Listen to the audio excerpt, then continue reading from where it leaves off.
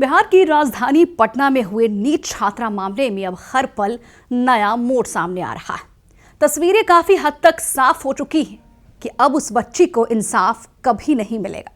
पहले बिहार के डीआईजी विनय कुमार से और अब तमाम पटना पुलिस ने प्रेस कॉन्फ्रेंस कर ये साबित कर दिया है कि अब उस बच्ची को इंसाफ मिलना नामुमकिन है, चाहे खुद सीबीआई के बजाय भगवान भी इस पृथ्वी पर उतर कर क्यों ना आ जाए। हम आपको सब कुछ बताएंगे विस्तार से कि आखिर उस प्रेस कॉन्फ्रेंस में ऐसा क्या हुआ है कि अब उस बच्ची को इंसाफ मिलना बिल्कुल मुश्किल लग रहा है।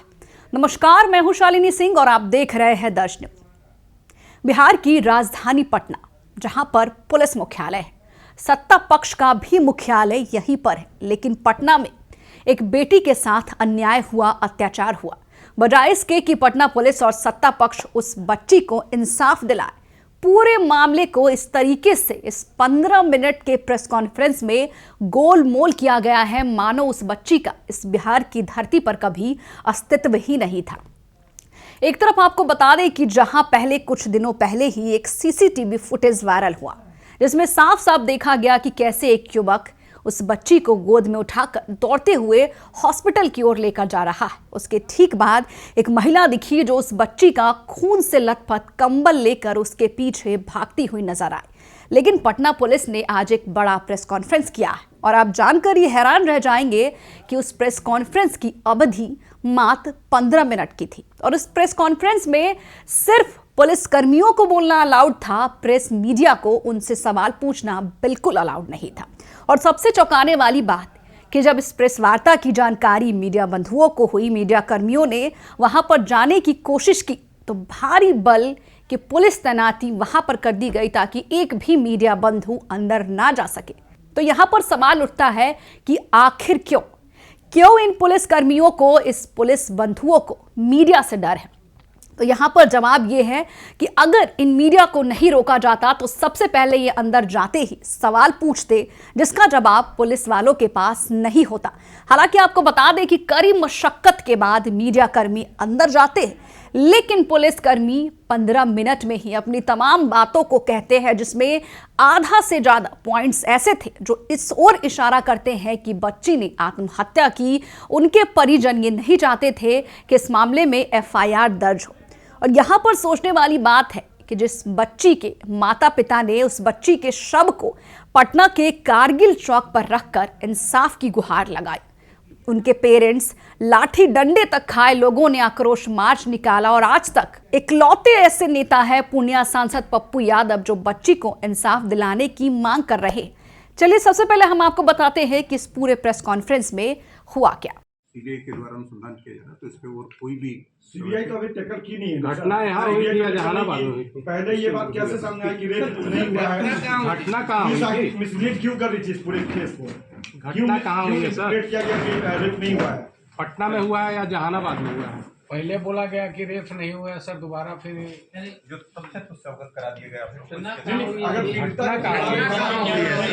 पुलिस क्या आपको बता दें कि इस प्रेस कॉन्फ्रेंस में आईजी जितेंद्र राणा, एसएसपी कार्तिकेय शर्मा और एसपी परिचय कुमार मौजूद थे और केवल 15 मिनट तक पटना पुलिस ने केस को लेकर सिर्फ अपनी बातें कही और आखिर में आईजी ने कहा कि अब इस केस को सीबीआई को सौंप दिया गया।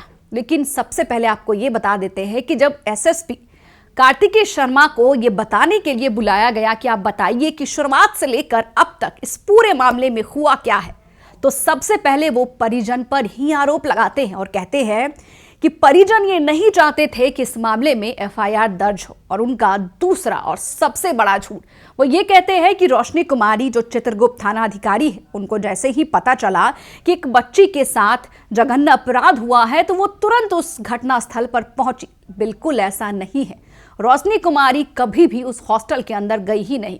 लेकिन हम आपको ये बता दें कि एसएसपी कार्तिकेय शर्मा ने साफ कहा है कि उस बच्ची के कमरे में आने और जाने के लिए केवल एक ही दरवाजा था। बच्ची के कमरे से एक दवाई की डिब्बी भी मिली है जो कि डिप्रेशन के लिए यूज किया जाता है, नींद के दवा के तौर पर भी यूज किया जाता है। और इन तमाम बयानों से ये साफ हो चुका है कि पुलिस अब ये जताने की कोशिश कर रही है कि बच्ची ने आत्महत्या की है। लेकिन यहां पर सबसे बड़ा सवाल उठता है कि अगर हम मान भी ले कि बच्ची ने खुद ही आत्महत्या की, तो क्या पोस्टमार्टम रिपोर्ट झूठी थी, जिसमें यह साफ साफ सामने आया, साफ साफ लिखा हुआ था कि बच्ची के प्राइवेट पार्ट पर चोटें थी, उसके अंडरगारमेंट से मेल स्पर्म मिला और यहां तक कि बच्ची पूरे 2 घंटे तक अपने आबरू को बचाने के लिए दरिंदों से लड़ती रही।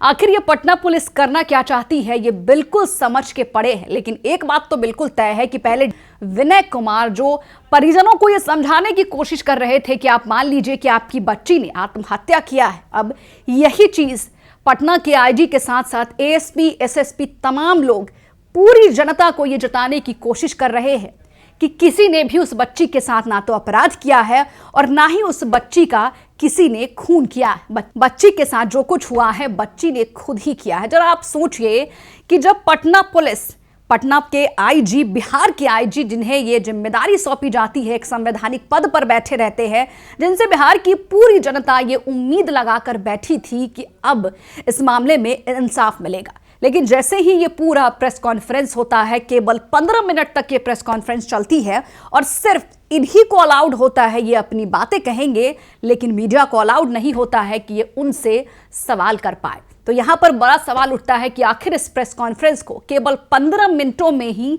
क्यों सिमटाया गया? मीडिया को यह हक क्यों नहीं दिया गया कि इनसे सवाल किया जा सके? और आपको यह भी बता दें कि क्यों एसएसपी कार्तिकेय शर्मा बार बार ये दोहरा रहे थे, बच्ची के कमरे से एक दवाई की डिब्बी मिली है जो कि डिप्रेशन के लिए यूज होती थी। और यह भी बड़ा सवाल है कि आखिर जब सीबीआई को इस पूरे मामले को सौंप दिया गया है तो आनन फानन में इस प्रेस कॉन्फ्रेंस का क्या मतलब है? बिहार की तमाम जनता हमारे दर्श न्यूज के माध्यम से ये जानना चाहती है कि आखिर उस बच्ची को इंसाफ दिलाने के बीच में रोरा कौन बन रहा है। वरना इस प्रेस कॉन्फ्रेंस का कोई मतलब नहीं था, और प्रेस कॉन्फ्रेंस किया भी जाता तो केवल 15 मिनट। और मीडिया को आखिर क्यों अलाउ नहीं किया गया कि मीडिया उनसे सवाल कर पाए? आपको बता दें कि एक तरफ जहां बिहार के तमाम लोग, अभी हाल ही में जहानाबाद के लोगों ने करीब 35 किलोमीटर तक पैदल मार्च निकाला, इस उम्मीद में कि शायद सरकार जागेगी, सरकार इस पूरे मामले पर कोई ठोस कार्रवाई करेगी। लेकिन सरकार ने क्या किया? बस सीबीआई को केस सौंप दिया। लेकिन जिस तरीके से इस वक्त पटना पुलिस ने प्रेस कॉन्फ्रेंस कर ये पहले तो परिजनों पर आरोप लगाया, उसके बाद खुद पीड़िता पर ही आरोप लगा दिया है, इससे ये साफ होता है कि इस पूरे मामले में अब इंसाफ नहीं मिलने वाला है। फिलहाल इस खबर में इतना ही, लेकिन आपकी क्या राय है हमें कमेंट बॉक्स में लिखकर जरूर बताएं कि शायद आपके एक कमेंट से ये वीडियो उतना वायरल हो ताकि इन पुलिस वालों के होश ठिकाने आए और सरकार मजबूर हो जाए इस पूरे मामले में ठोस कार्रवाई करने के लिए, और शायद उस बच्ची को इंसाफ मिल पाए। देखते रहिए दर्श न्यूज।